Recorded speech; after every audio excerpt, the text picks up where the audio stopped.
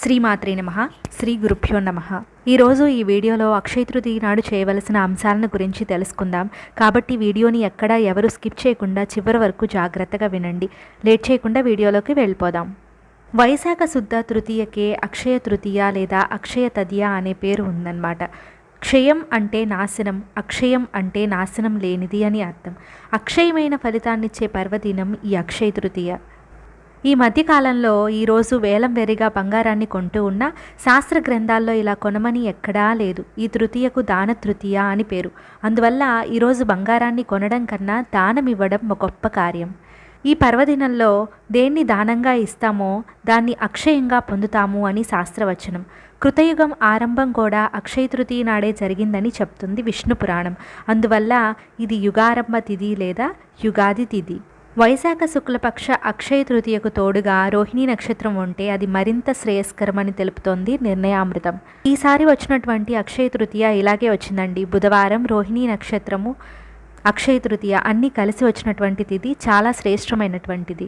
ఈ అక్షయ తృతీయ నాడు లక్ష్మీనారాయణ పూజ చేయాలని పురుషార్థ చింతామణి స్మృతి కౌస్తుభం తెలియజేస్తున్నాయి. శ్రీ మహావిష్ణువుకు ఎంతో ప్రీతికరమైంది వైశాఖ మాసం.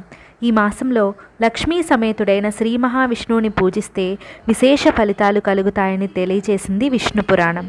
స్కాంద పురాణంలో నారద మహర్షి అంబరీషునికి అక్షయ తృతీయ గొప్పతనాన్ని వివరిస్తూ వైశాఖ శుక్ల తృతీయ నాడు ఎవరైతే విష్ణుమూర్తిని చందనగంధంతో పూజిస్తారో వారికి విష్ణు సాన్నిధ్యం లభిస్తుంది అని చెప్పి అన్నాడు. ప్రసిద్ధ నారసింహ క్షేత్రమైన సింహాచలంలో స్వామివారికి చందన పూజ ఈరోజే జరగడం విశేషం.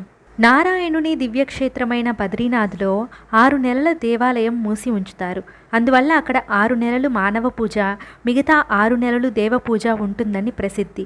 అంతటి పుణ్యక్షేత్రాన్ని మళ్ళా 6 నెలల తర్వాత ఈరోజే దర్శనం కోసం తెరుస్తారు. ఈనాడు చేసే దాన ధర్మాలు అక్షయ ఫలితాన్ని ఇస్తాయి. దానాలు మాత్రమే కాదు, ఈరోజు చేసే దేవ పూజ, ప్రత్యేకించి విష్ణు పూజ, పితృదేవతల పూజ కూడా అక్షయ ఫలితాన్ని ఇస్తాయని పురాణాలు చెప్తున్నాయి.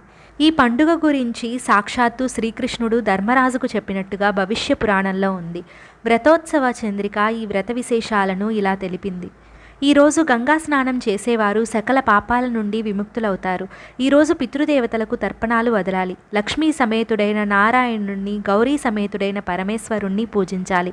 ఈ పూజల సమయంలో విసనకర్రలు, లడ్డూలు పంచిపెట్టిన వారు వైకుంఠాన్ని, శివలోకాన్ని పొందుతారని పురాణాలు స్పష్టం చేస్తున్నాయి. ఎవలతో అన్నం వండి దేవునికి ఆరగింపు చేయాలి.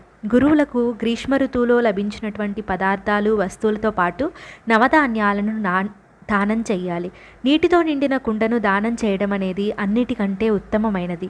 ఈరోజు ఒంటిపూట భోజనం చేయాలి. ఇది అక్షయ తృతీయ యొక్క వ్రత విధి అన్నమాట. ఈ సంవత్సరం అక్షయ తృతీయ బుధవారం రోజు రోహిణీ నక్షత్రం కలిసి వచ్చి విశిష్టమైనదిగా మారింది. కనుక ఈ అక్షయ తృతీయ నాడు ఈ వీడియోలో చెప్పినటువంటి దానాలను స్థితిని బట్టి, ఎవరి స్థాయిని బట్టి వారు చేసి అక్షయ తృతీయ పర్వదినాన్ని సద్వినియోగం చేసుకుంటారని ఆశిస్తూ మరిన్ని ఆసక్తికరమైనటువంటి అంశాలను మనం తరువాత వీడియోలో తెలుసుకుందాం.